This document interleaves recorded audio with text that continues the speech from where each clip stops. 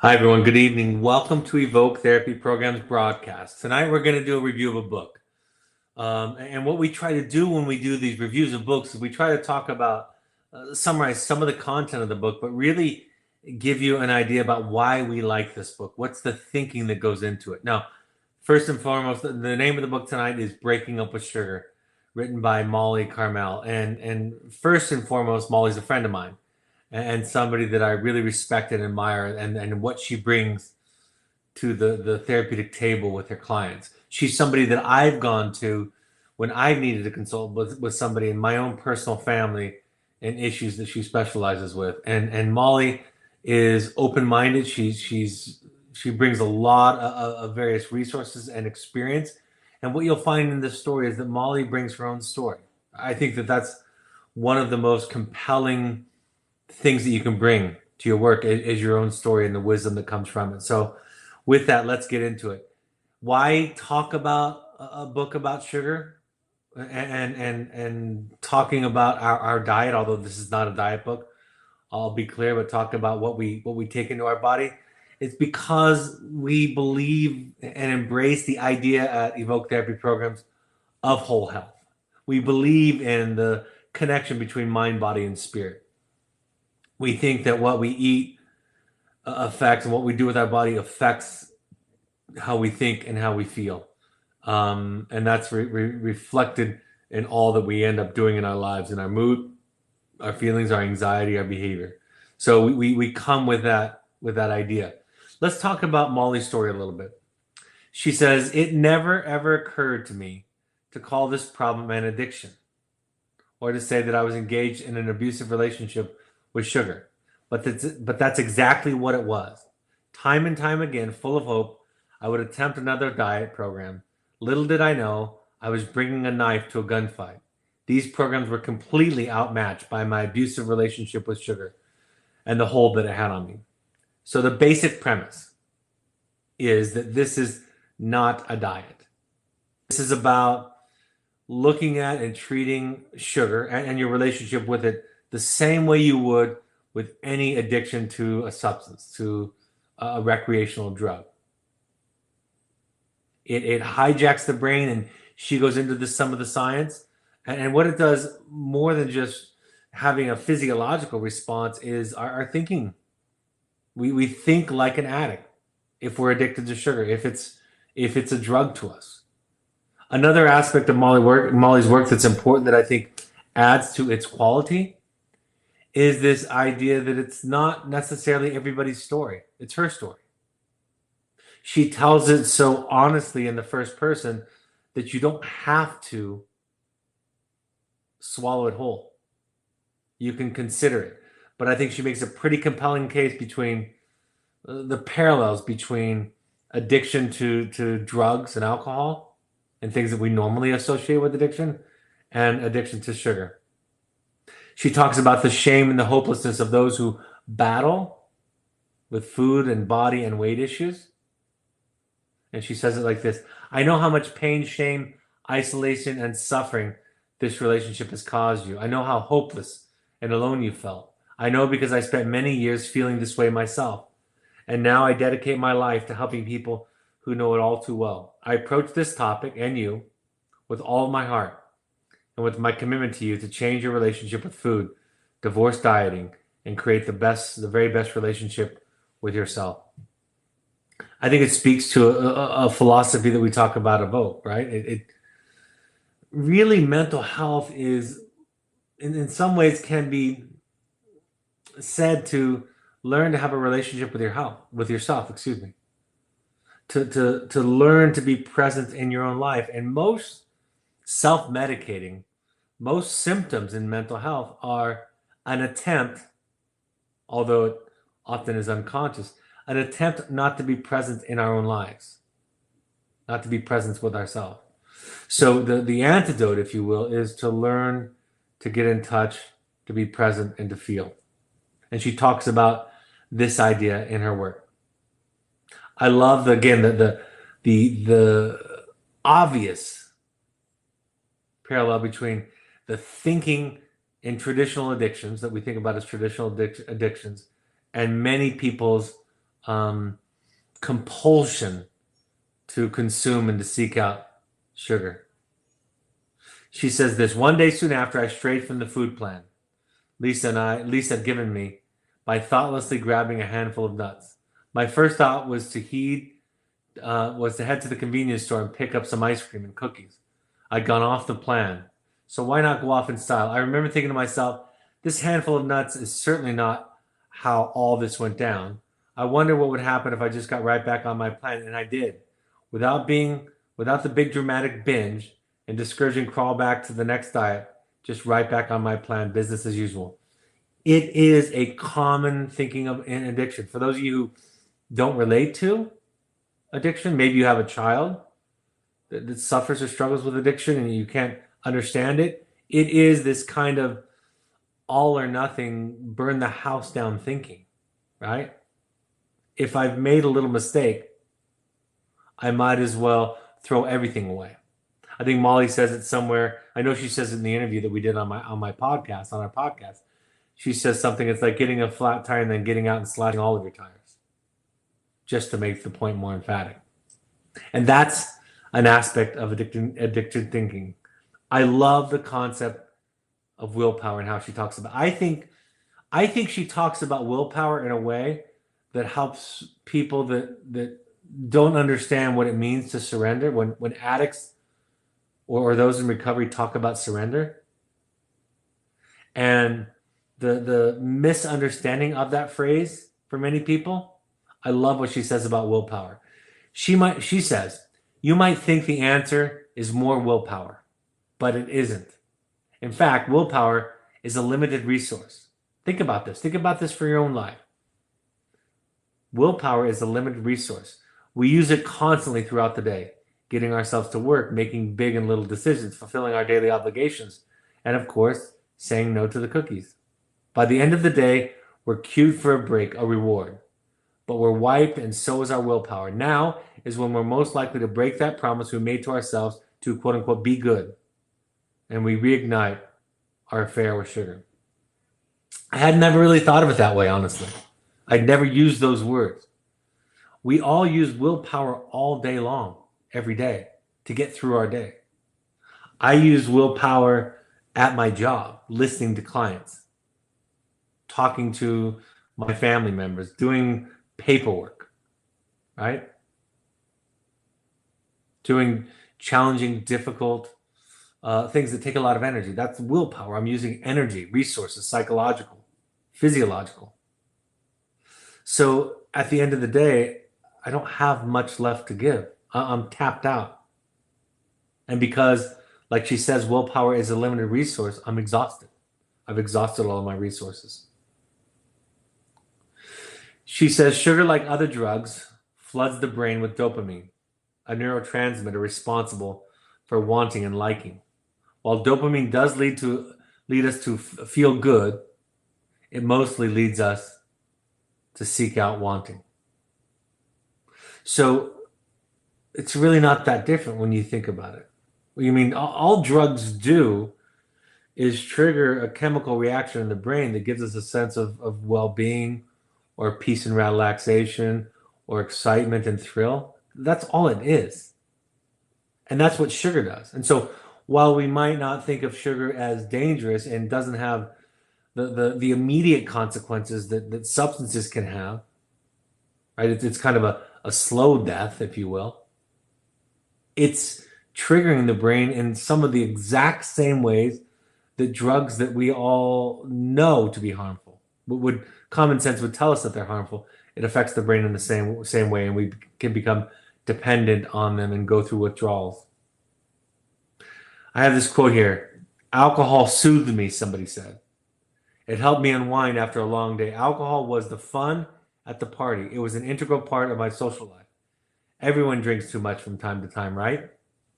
Well, really, it's a quote from Molly's book, substituting the word alcohol for sugar. The real quote goes like this. Sugar soothed me. It helped me unwind after a long day.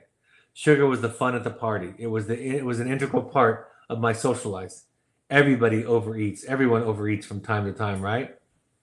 So it's the same kind of core thinking. when I was talking to Molly, and if you're interested, the podcast right before this one was an interview I did with Molly earlier this week in preparation for this.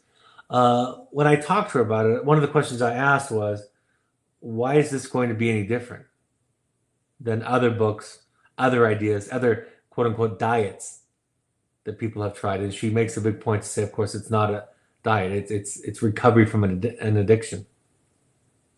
Um, and she said, Brad, I think that's all I want people to know about my book, about this plan, is that it is different. It's not about restricting, right? There are, of course, there are things that we can't consume, but it's not about going hungry. It's about a plan of recovery from a substance that hijacks the brain, hijacks our thinking, distorts our thinking. And she calls it an abusive relationship. I think a lot of people, I talk about relationship with things all the time, right? I think it's just it's a better way to understand the complexity of how we respond to certain things in our life. So I talk about our relationship with our child's issues, with their depression, with their anxiety, with their addiction. What's our relationship to that? What's our relationship with food? What's our relationship to sugar? And as we think about it in those terms, it takes on a life of its own, right? It becomes three-dimensional. She says, the same way that a lot of addicts to substances would say, she said, I thought sugar was my solution when all along it was really my problem. It controlled me in ways I was simply unable to see. And when I could see it, I thought I might die if I had to end my relationship with sugar. I remember when I was 16 in a treatment center. And the therapist let me know that my mother was essentially going to take a zero tolerance policy with drugs. They were not going to be tolerated in our house. And I had a reaction to that line being drawn in the sand. And my therapist says, it's like you just lost your best friend, isn't it? And I thought, it feels a lot like that. It feels like I lost somebody that I went to, that I relied on, that I derived comfort from, that I escaped to. Sugar became my great love. That's where our relationship truly began. Sugar was my go-to, to soothe, to numb, to feel included, for fun, for enjoyment, for excitement, for passion, for nurturing. And unlike some of the players of my tumultuous childhood, sugar always showed up for me. It was reliable and never let me down. I mean, that's the draw of chemicals. It's the same thing, is that we know what we're going to get from it. We know the feeling it's going to give us. Now we need to do more and more of it to get it. And we become dependent on it so that our baseline of kind of life satisfaction, of mood, is lower and lower over time. We need that thing to give us that sense of peace, well-being, what I like to call a sense of okayness. And sugar can do that for us too. So Molly's whole idea is it doesn't matter. I mean, she talks about quantity. We'll talk about that tonight. She talks about quantity, but if that becomes the focus, if we don't understand that this insidious thing, sugar, that creeps into our diet, can throw us off the plan, we might never have success with developing a practice of healthy eating and a healthy relationship with food. You know, it's like you can't, for a lot of people, they can't, it doesn't matter how much therapy they have. If they are drinking, there's going to be problems. If they are drugging, there are going to be problems. Some people are just like that. And some of us might be that way with sugar. She introduces a scale, a Yale Food and Addiction scale, to see where you measure on that. So if you're interested in that, you can go to www.fastlab.psych.isa. Well, you can go to Yale Food Addiction Scale. Just Google Yale Food Addiction Scale or buy her book. Better than that, and find the link, because it's quite a long one. I posted them here for those of you that are watching live on the webinars, and I'm not going to go over all of them, but you just rate yourself on questions like, I find that when I start eating certain foods, I end up eating much more than I planned. I find myself continuing to consume certain foods even though I am no longer hungry, and you rate yourself on a 0 to 4. And then you come up with a score, and it gives you a sense about where you fit on the scale. And I think a lot of us might be surprised to find out how high we rate on that scale. You know, food is a socially acceptable self-medicating substance in our society, right? It's legal. Many of us do it. Some do it in moderation, gracefully, seemingly, and some don't. Some, it becomes an obsession. It becomes an addiction.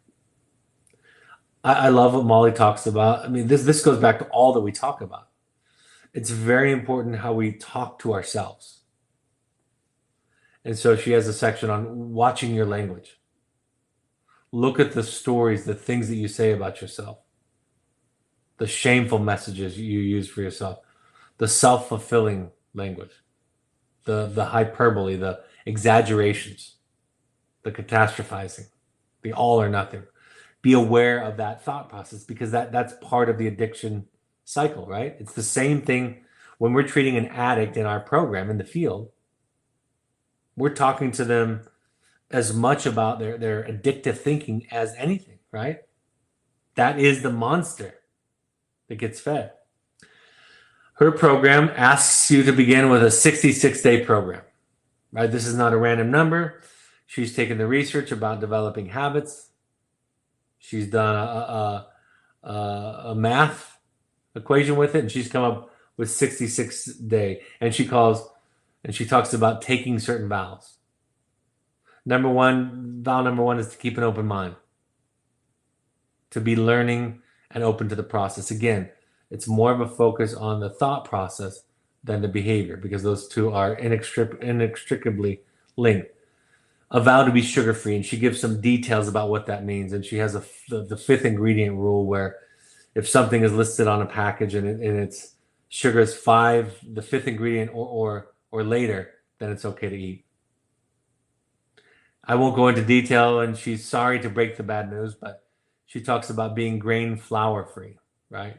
And she shares the science, the nutrition science about not only what sugar does to us, but how grain flour basically breaks down and gets digested, and we react the same way to it that we do to sugar. Be mindful of volume. Now, in her model, and for those like Molly, going sugar-free will make that challenge a lot easier, along with the idea of eating every 3 to 4.5 hours. Right? That we know that. We know that people that try dieting go through extended periods of restriction, right? It gives them a sense of control and euphoria, but it often leads to a break. We know what happens to blood sugar when it spikes, and when it drops too low. We know how people think, how they're taxed, their thinking is compromised. We know all of that. So eating 3 to 4.5 hours, to be a planner, to plan ahead, and then to weigh yourself in a loving and accountable way. So she outlines all of this in her book and plan. I talked about the fifth ingredient rule. Her rule is, if sugar or one of its plentiful aliases or flour are listed as the fifth ingredient or later, that food has the green light. It's a very simple way. And she talks about all the aliases of sugar. And she also talks about artificial sweeteners, because the brain responds to them in the same ways. Then there's lots of research to show that people who substitute sugar with sweetener substitutes end up responding to diet and nutrition in the exact same way. She invites a new thinking, calorie conscious, not calorie counting. Just like not all the carbs are created equal, neither are all the calories. You need to upgrade your operating system if you're still living by the old school nutrition idea of calories in, calories out. Boy, do I wish that was that simple, right? So again, like a lot of what we teach, it's not a an outside in job. It's an inside out job. Now it's going to be augmented by the things that she asks you to practice and the skills that she gives you. But she does two things here that I think are wonderful. She really makes a compelling case for why sugar is essentially acting like a drug in our lives.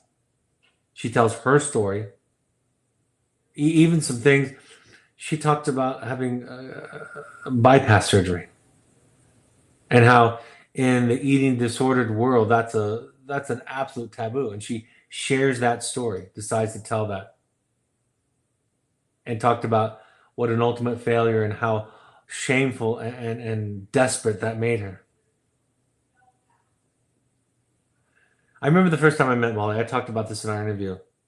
I didn't know all of this about her, and we were at a professional event together, and we had a restaurant. I think I was watching her order, or maybe I was ordering for the table. I'm not sure what it was, but somehow the discussion came up, and I asked her something about her challenge with ordering. She was being very deliberate, and she said, "I'm addicted to everything. Right? I'm an addict." And she said it without shame. She said it without it feeling like she was putting herself in a box. She was basically taking responsibility for something she needed to be mindful of. That's all it is, folks. It's the same with us as parents. These ideas that we incorporate into our lives when we become aware of our anxiety, for example, when we become aware of our control, our fear, and how it drives us, we're not putting ourselves in a box. We're saying, I need to be mindful. I need to watch that. I need to embrace that. If I don't, it's going to sneak up behind me. She talks about relapse quite a bit and the dreadful cycle that it is for many people. She talks about how cravings are not commands. And she encourages us. I mean, this is at the core of every recovery program, including codependency, to feel our feelings. She says management of sugar is not a skill. Right? It's not something like I said before that you can willfully decide. You have to do other things around it. So much of us, we think about the problematic behavior. In this case, we'll talk about overeating. And we focus on what not to do. What you will find, I think this might be consistent across the board, is that effective programs to help people don't emphasize what not to do. That's in there. But the emphasis is on what to do and the kind of thinking that we need to incorporate as we approach the challenge. She said the only expectation you can have of a skill is that it helps you tolerate the moment without making it worse. Right? Taking a drink, right? Having something sweet is not a skill. A skill allows you to tolerate the moment without making it worse. And then, of course, if nothing changes, nothing changes. It's a radical idea, an invitation, one I've not heard spelled out so articulately before. It's given from and by a really deep, spiritual and profound woman therapist, right? And she offers all of herself to us in the book. And if you've been challenged with this, or you want to understand maybe somebody in your life that's challenged with this, take a look at this book with the idea that it might be, no pun intended, the missing ingredient in somebody's battle with weight and body and food issues.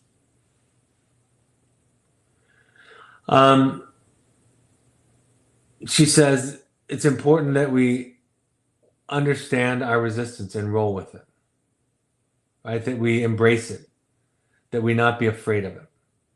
It's a new thinking, like I said. And for her, she said this to me in the interview, the only thing that matters, almost she said, the only thing that matters is that people understand that this is something different. It's shallow, meaning it works on the skills and the tools and the meal plan, right? It treats the behavior at the surface. It's shallow and it's deep at the same time. It goes back to our trauma. But remember, like I said before, there are people, alcoholics and drug addicts, who it does not matter how much therapy they had. If they drink, it's going to be a problem. And it's for them to figure out. We can observe, we can decide to have opinions about them if we want, but it is really between them and them, between them and the substance. So she traces it back, but it doesn't rely completely on insight. She talks about being kind to yourself. On our conversation, I was talking about this middle path or middle way that is borrowed from Buddhism, that Marshall Linehan, who developed DBT, borrowed and inserted into dialectical behavioral therapy, and a lot of therapies use this middle path. And when I was talking to her about this middle path, she laughed and she said, "Isn't it always the answer, Brad?" She said to me, she said, people that come at you with one way, run away. She has lots of slogans. She's been around recovery groups for a while. So for her, it's about finding this middle path, this alternative, this gray area, and learning to live in it. She talks about how perfect is the enemy of good. She said that during her interview. And that this is not a diet. This is not you giving up alcohol for January or October. This is realizing that you have a problematic relationship with alcohol and you're going to have to find your way into recovery. And part of your recovery is going to be that you can't drink, can't have one drink. Right? That's what alcoholics know about themselves, is that one drink can ruin it all. So it's not a diet. It's a great book. I think it's a great book. Again, it's not the usual topic that we talk about, but I think because it encompasses, it embraces so many of the ideas that we talk about at Evoke, and because some of you might have somebody in your life, maybe you have a problematic relationship with food and your body, this is a fantastic alternative, right? Something different than trying just the same old thing every time. I'll get to any live questions. I'll just go over our updates. I'm going to be in New York City on Monday, January 27th at 7 p.m. and in Southern California, Sunday, April 5th. So for any information or to RSVP, please email Kaysha at evoketherapy.com. That's KAYSHA at evoketherapy.com. We ask all current parents to go to a parent workshop. The next one is January 25th at our Southern Utah program. Ask your Evoke therapist if that can be combined, if the timing is right for that to be combined with a field visit to visit your child. Again, RSVP or contact Kaysha at evoketherapy.com, KAYSHA. If you want to do a deeper dive, and these are starting to fill up now. February is full. March is filling up, close to full. So we might get to the point where we're going to do 2 intensives per month, which we'd be excited to do. So the next opening is March 4th through 8th. And I'm actually running that one. I'm running the one in March. I'll be in England March 8th through 10th. By the way, there's a Southern California date we're going to open up, a shortened version of this. And then Finding You 2. If you've been to an intensive before, been to Finding You 2 could be a way for you to revisit your work. For those of you who've come, it's one of my favorite things to be at and to watch and to be a witness to. We have customized intensives for couples, families, and professionals. Contact us on our website or email us at intensives@evoketherapy.com. Our pursuits trips are outdoor adventure trips all over the world, 3 to 30 days. Think sober fun or therapy light. It can be families, young adults, small groups, couples. We ask all parents to attend 6 12-step support groups just to get their feet wet, just to feel what it's like. Any combination of Al-Anon, Codependence Anonymous, or Families Anonymous. Also, adultchildren.org might be right for you if you feel like you grew up in an alcoholic home or a toxic home. Alateen is for teenagers. Refugerecovery.org is a place to go to find about groups that are Buddhist inspired, less of an emphasis on a higher power. And then the National Alliance on Mental Illness, NAMI.org, is a great place to go to for local classes and resources in your area. Please follow us on social media. Our podcasts, by the way, we just went over 500,000, over 500,000. And it's accelerating. We're getting about 2,000 listens a day, averaging a little bit more than that. So Please go there, listen to all of these, subscribe, share. Love to get the word out. These are available on your iPhone or iOS device using the podcast app, or on your Android devices using the SoundCloud app, or going to soundcloud.com. On Twitter and Instagram, you can find Evoke Therapy programs using the handle @EvokeTherapy, or the Evoke Intensives program on Instagram using Evoke Therapy Intensives. On Facebook, you can find us by searching Evoke Therapy programs, or the Alumni Foundation on Facebook by searching Evoke Family Foundation. Our blog, we just had 3 new blogs come out. My new book will be out in about 3 weeks. I'll set a date here in the next couple of days for when I know that it's going to come out. The first book is The Journey of the Heroic Parent, and the second book, The Audacity to Be You, Learning to Love Your Horrible Rotten Self, out soon. Both will be available on Amazon. The first one already is, the second one out soon. Any live questions that have come in? Doesn't look like I've had any yet. All right, I don't have. We'll do. I'll announce. I'll send out an announcement tomorrow for our next session. I'm going to do a Q&A probably next, and then I'm going to do another Harriet Lerner book, The Dance of Connection. And what I understand is that's Harriet's husband's, Steve Lerner, his favorite book. So I'm going to be sharing that next. So that's coming up next.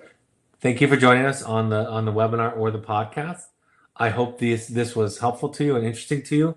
I hope all of these can be helpful resources to you. Thank you on behalf of your children and your loved ones for the work that you're willing to do, the heroic journey that you're willing to take inward. It is something that makes not just a difference in your life, but in their lives. I'll talk to you next time. Take care. Bye-bye.